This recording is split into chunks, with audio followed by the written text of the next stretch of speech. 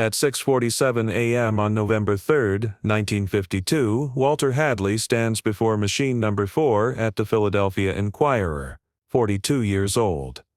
23 years running Linotype. His left ear rings constantly now, a high-pitched whine that never stops. In 4 hours he'll lose hearing in his right ear completely. He doesn't know this yet. What he knows, 7,200 lines of type to set before the afternoon edition. The metal pot beside him holds 25 pounds of lead alloy at 550 degrees Fahrenheit. In 30 seconds, that lead will spray across his safety goggles. Third time this month. The Linotype machine revolutionized printing in 1886. Before it, typesetters placed individual letters by hand, slow, expensive, error-prone. A skilled hand compositor set 1,400 characters per hour. The Linotype operator could set 6,000. One man replaced 4. Newspapers exploded. Daily editions became possible. Information moved faster. Democracy expanded. All because of a machine that melted lead and assembled words at industrial speed. But speed came with a price counted in decibels and burns. The machine stands 7 feet tall, 560 pounds of cast iron and brass. 90 keys arranged like a typewriter. Above them, 90 vertical channels called the magazine. Each channel holds brass matrices, molds for individual letters. When Hadley hits the E key, a matrix drops, slides down, assembles with other matrices in a line. When the line is full, the machine goes to work. The casting mechanism slams forward. 550-degree lead shoots into the mold at high pressure. 1 second, the lead solidifies. The machine ejects a solid line of type, a slug of text, backwards raised. The matrices return to their channels. The cycle repeats. All of this happens in 6 seconds. The noise is extraordinary. The keyboard produces a constant metallic clatter. Hadley's fingers move at 60 words per minute. Each keystroke triggers a release mechanism.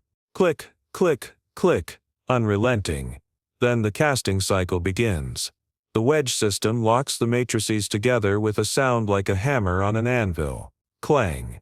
The elevator mechanism, a series of gears and chains, hauls the assembled line upward, grinding, whirring. Then the casting arm itself, a massive lever that drives molten lead forward with 150 pounds of pressure per square inch. T8. The entire machine shakes.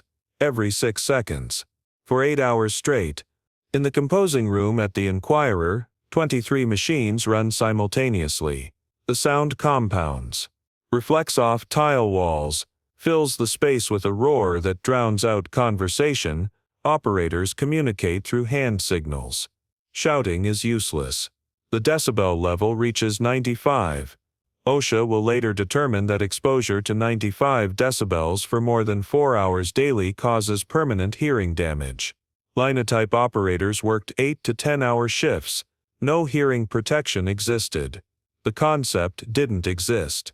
Hadley learned the machine in 1929, started as an apprentice at 19. His trainer, Frank Dougherty, 67 years old then, already deaf in both ears, communicated through notes and exaggerated lip movements. Hadley thought it was age. It wasn't age. Dougherty had run Linotype for 41 years. His hearing failed gradually. First, the high frequencies disappeared. Birds, children's voices, telephone rings. Then the mid-range. Conversation became difficult. By age 60, profound deafness in both ears. He never connected it to the machine. Nobody did. The medical community understood industrial hearing loss by the 1940s. Boilermakers, miners, textile workers. But printers operated in offices, not factories. Clean, professional, white-collar work. The danger seemed minimal. It wasn't. Dr. Samuel Rosen, an otologist at Mount Sinai Hospital in New York, began studying printers' hearing in 1948. He examined 312 Linotype operators from 6 newspapers, ages 35 to 65. years of service ranging from 10 to 40. The results were stark. 87% showed significant hearing loss, 43% had severe to profound deafness requiring hearing aids. The damage correlated directly with years of service. 10 years on the machine meant measurable loss. 20 years meant conversation became difficult. 30 years meant shouting barely registered. Rosen published his findings in the Journal of the American Medical Association in December 1950, titled Hearing Loss in Linotype Operators. The printing industry ignored it. Newspapers argued the loss was age-related. Union leadership downplayed the risk. Too much money at stake. Acknowledging the danger meant liability, compensation claims, retrofitting thousands of machines, possible government intervention. The International Typographical Union stayed silent. Production mattered more than hearing, but the lead posed a more immediate threat than the noise. The metal pot sat 18 inches from the operator's face. 25 pounds of molten alloy kept at constant temperature by a gas flame underneath. Lead, antimony, tin. The mixture remained liquid, viscous, deadly. When moisture contacted the molten metal, it exploded. Steam expansion launched lead droplets in every direction. Hadley saw it happen weekly. A drop of sweat from his forehead. Rain tracked in on someone's coat sleeve. Coffee spilled near the pot. The result was instant. A sharp crack, lead spray radiating outward.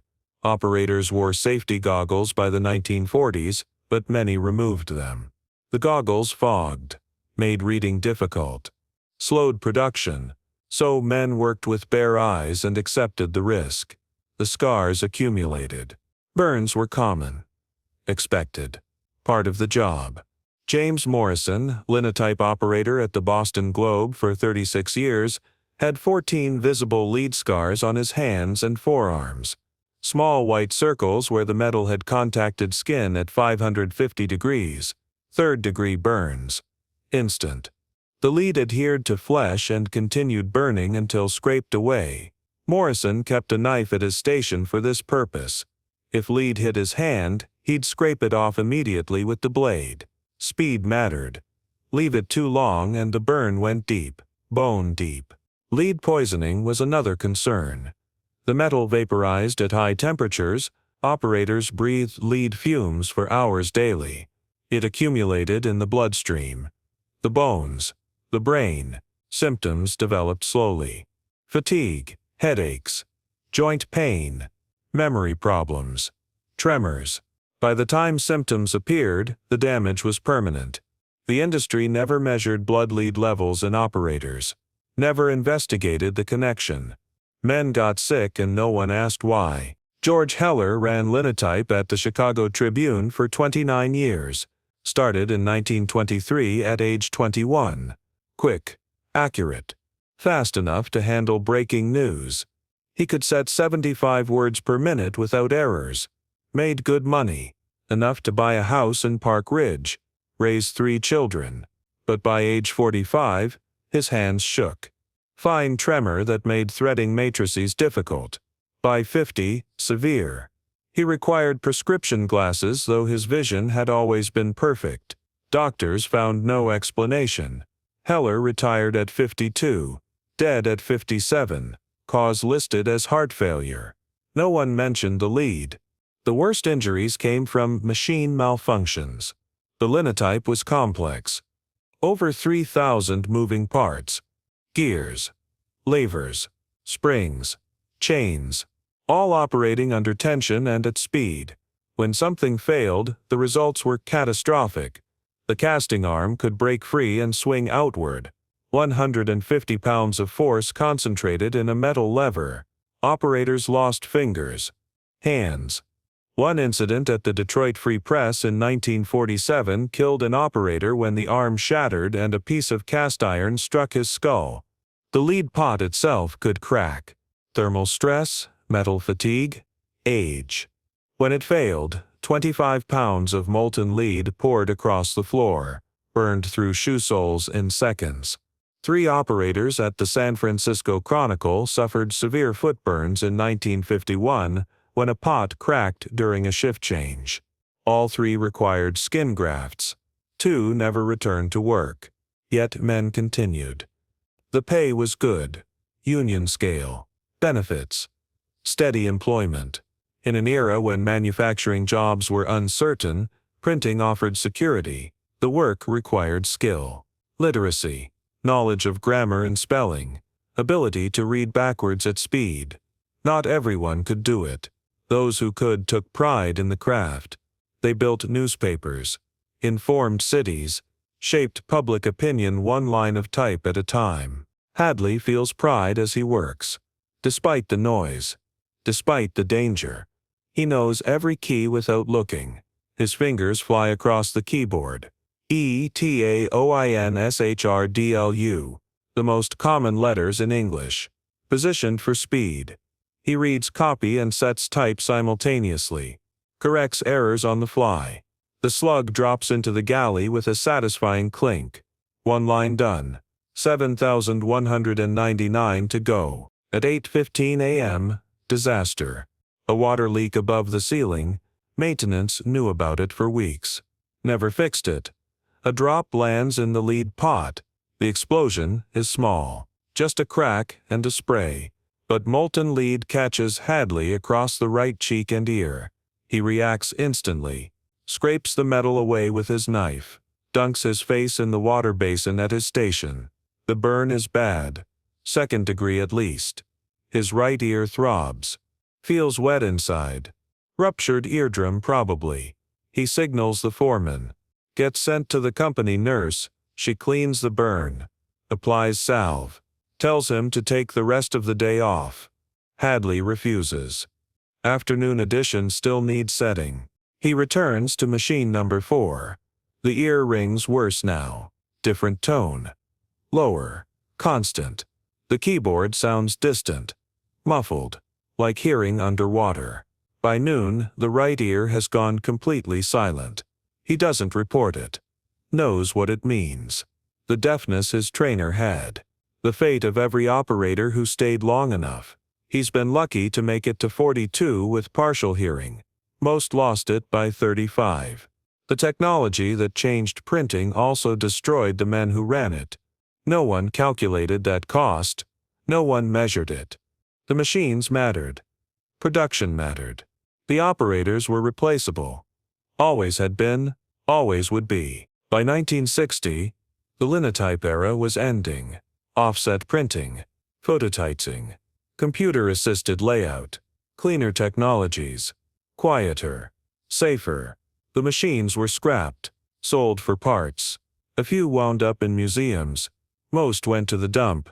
75 years of innovation reduced to scrap metal. The operators dispersed. Some retrained, learned new systems. Others retired early, took disability. Applied for compensation. Most claims were denied. Hearing loss classified as age-related. Lead exposure unproven. The medical records didn't exist. The industry had never kept them. Walter Hadley worked until 1968. 40 years total.